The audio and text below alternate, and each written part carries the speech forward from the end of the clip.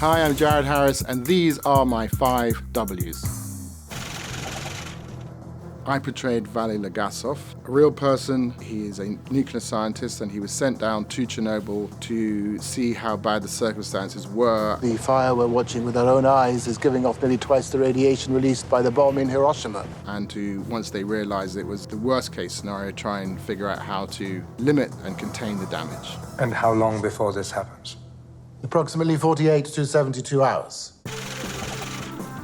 The trial scene, there was a big chunk of it. That was a sort of almost like 20-page scientific monologue. But you don't need to be a nuclear scientist to understand what happened at Chernobyl. Although the scene where you walk out and have to see all the naked miners, that was pretty tricky as well. You're not as protected. Being English, you were trying to look in the right place, which was pretty difficult because there was a room full of flying sausage. We're still wearing the hats.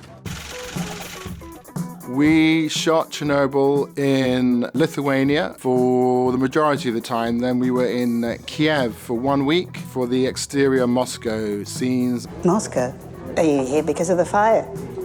And then there was a nuclear power plant in Ignalina, which they allowed us to shoot some exteriors there as well. Although it wasn't a working nuclear plant, there was still radioactive elements there, but they told us that we didn't have to worry about. Sounds familiar. I'm told it's the equivalent of a chest X-ray.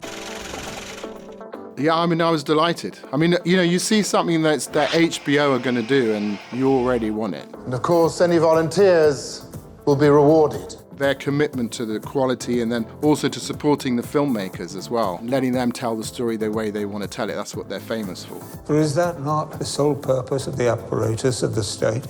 I immediately knew 10 pages in that Craig, who'd written it, you were in the hands of someone who is incredibly accomplished and understood the entire story, which is no mean feat, because it is a massive, massive story. Winds will carry radioactive particles across the entire continent.